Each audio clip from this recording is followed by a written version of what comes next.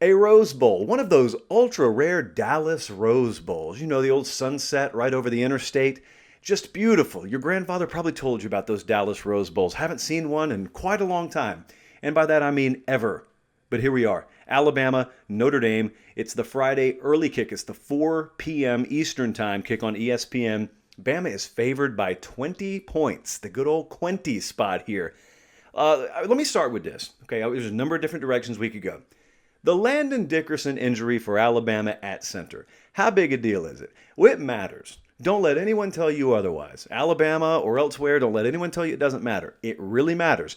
How much? Is this a 3? Is it a 9 on the 1 to 10 scale? How much does it matter? That's the question.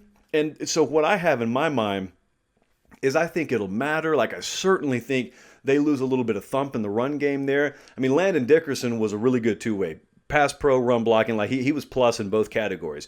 Chris Owens is likely his replacement there. Chris Owens is a serviceable backup. Chris Owens is a starting caliber player for a number of teams at the Power 5 level. So the only thing I'm worried about with them, and I don't think it'll happen because Owens has got a lot of playing time, would we have any unforeseen problems? I mean, would they have snapping problems? Would they have just leak after leak after leak on the interior that disrupts the timing and rhythm of Alabama's offense? I don't think we'll see that, but that's what you would watch for early in the game. There is a lot of Florida to Notre Dame right now. I don't think you know where I'm going with that because I tried to think of a way to put it that sounded different than anyone else has said it, because everyone else is just focused on Notre Dame, but I always like to draw parallels. So Florida and Notre Dame are kind of in similar positions to me. I think that Florida may be a little bit ahead of Notre Dame, though, chronologically. So think about this. They both have this in common. They both got over really major hurdles that heretofore seemed kind of insurmountable to the outside world. Florida, were they ever going to get over Georgia? Well, they got over them. They beat them, emphatically, actually. In the SEC Eastern Division in the regular season, they beat Georgia. And then you had Notre Dame, and time after time after time, they're Cyndi Lauper style. They're trying to beat the big boys, and they finally get Clemson to come into South Bend, and they beat them. And so you're over the big hurdles, but then what happens? Well, what happens is Florida gets later in the season and they just inexplicably drop a game to LSU. And then they got beat by Alabama. And so now it's almost like some Florida folks have this one step forward, two steps back kind of mentality about how they ended the season, especially since Georgia ended the season hot too. It shouldn't matter, but it does matter. Well, we're not talking about Florida, but what about Notre Dame?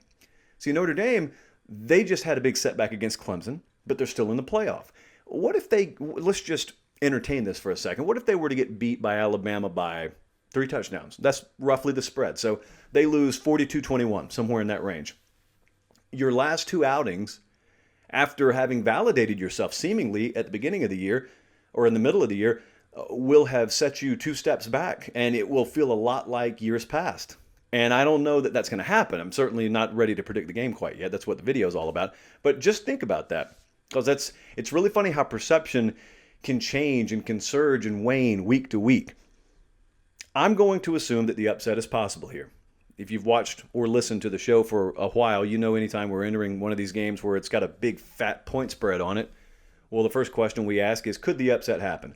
Well, this is a playoff game. So yes, of course, I mean, Notre Dame is capable of beating Alabama. Is it likely? No, well, the point spread says no, but could it happen? Yes. So we're going to go with that. So let's dive into actually how this could happen. Because, you know, there are only 2 times, if you watched every Bama game this year, there are only 2 times where they felt fourth quarter heat. And that was, one of them was obvious, Florida. The other one was Ole Miss. Those are the 2 times. It wasn't against Georgia. It wasn't against A&M. It was against Ole Miss.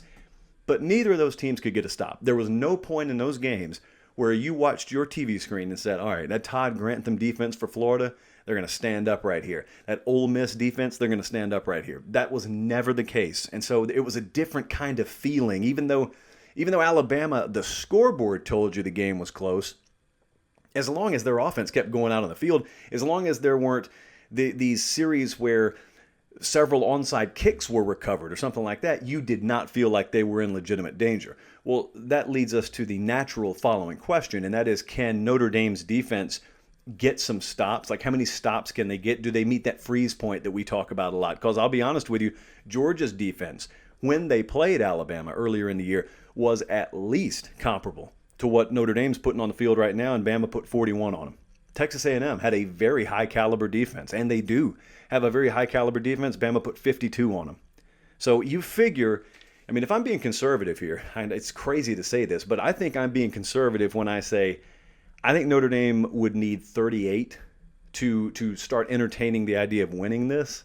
Like if I get Bama full 4-quarter effort, I don't know that you're holding them under 38, but let's just say 38. Okay, let's say that puts you on the outside fringes of being able to possibly win the game. And of course, if 38 points is winning it for Notre Dame, that probably means a couple of turnovers have gone your way too. So at first glance, you look at Notre Dame and you think to yourself, and I don't know that you're wrong if you think this, you think to yourself, ran the ball good against Clemson the first time we played them, couldn't run it worth anything against Clemson the second time we played them. Well, this Alabama defense, they haven't stood up against the run particularly well this year. We should have some success running the ball, especially between the tackles. Okay, I don't know that that's necessarily wrong.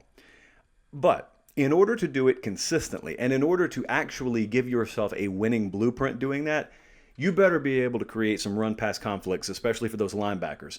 And what I'm thinking here is I'm thinking about the things Alabama doesn't have to be scared of with Notre Dame. There are two things in particular that they don't really have to fear. They don't have to fear the vertical element at the quarterback position, and they don't have to fear perimeter speed at the wide receiver position. But what you do have, if you're Notre Dame in your offensive arsenal, that maybe has given Alabama and would give any other team in the country some fits, is size and physicality and pass catching ability at the tight end spot. You got several of them there, actually.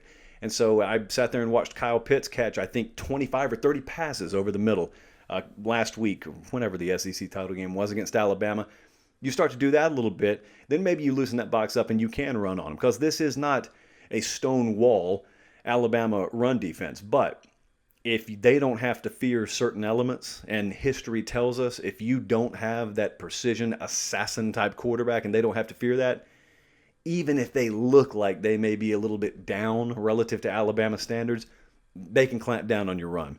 And even if you do run it successfully in open field, you get down inside the red zone, things are going to really truncate very quickly.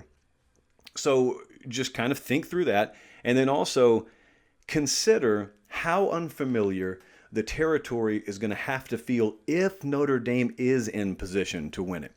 They make you, they being Alabama, they make you do stuff that you're not comfortable with if you're going to try and win the game. And the kind of stuff that I'm talking about, if you were to picture this, not hypothetically, let's put ourselves, you and I, in the position. You and I are sitting in the stands. We got one of like however many 16,000 tickets, and it's not the first quarter. It's not 3-0 Notre Dame. No, it's the latter portion of the third quarter, and it's 27-26 Notre Dame. Okay, at this point, it's anyone's ball game. It's less than a half of football to go until the final bell. What are you going to have to do? You're going to take their fastball for the next 15, 20, 25 minutes. How are you going to withstand that? Well, you got to score pretty much every possession. That's what history tells us. But also, here's the unfamiliar territory. Doing just that, feeling like you have to score every possession. Also, you're in a position where sometimes you got to entertain ideas like going for it on fourth down in your own territory. You got to do stuff like maybe onside kicking when you certainly wouldn't want to do that. That kind of stuff. I'm just telling you, the book maybe the way that you got here, not always applicable in these kind of games if you're going to win this kind of game against Alabama. So it's not impossible, but to do it, you really have to shave off some of your identity and put on a new mask, even if it's just one night only. Just one night only, new mask. There are two dam breakers here, and the dam breakers are not just Notre Dame problems. Alabama gives a lot of people these problems, but of course, you cannot like your athletic matchup with your corners, your defensive backs against their wide receivers. That is not a knock on Notre Dame. No one likes that matchup. But there are some future NFL guys that have been humbled in this matchup defensively. And the second one, and this is the one that I worry about, and I really worried about it with Notre Dame against Clemson too, is Notre Dame's offensive line with the injuries now, specifically versus the interior for Alabama's defensive line, and a guy like Will Anderson on the edge in the pass rush. And the reason I worry about that is because you have to score and keep scoring. You can't go on any kind of drought. You can't have 3 and outs.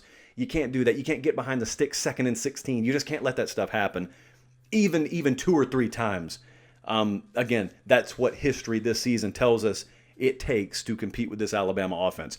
So, Colin, let's take a look at the game capsule.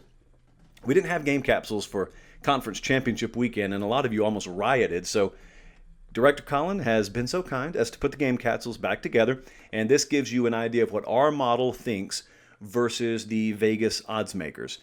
It's really hard this year. You've never seen a year like this before. We have no cross-pollination, as I like to call it. There are no comparable data points. There is no way to know, in other words, the kind of the ultimate strength of one conference versus another conference. And so we're having to rely on a lot of individual metrics and power ratings, the kind of proprietary stuff that we prefer to put in our model. Having said all that, Bama minus 20 in the desert, Bama minus 18 is our model's number on this game. And so I'm going to follow the model. I want to take Alabama to win this game.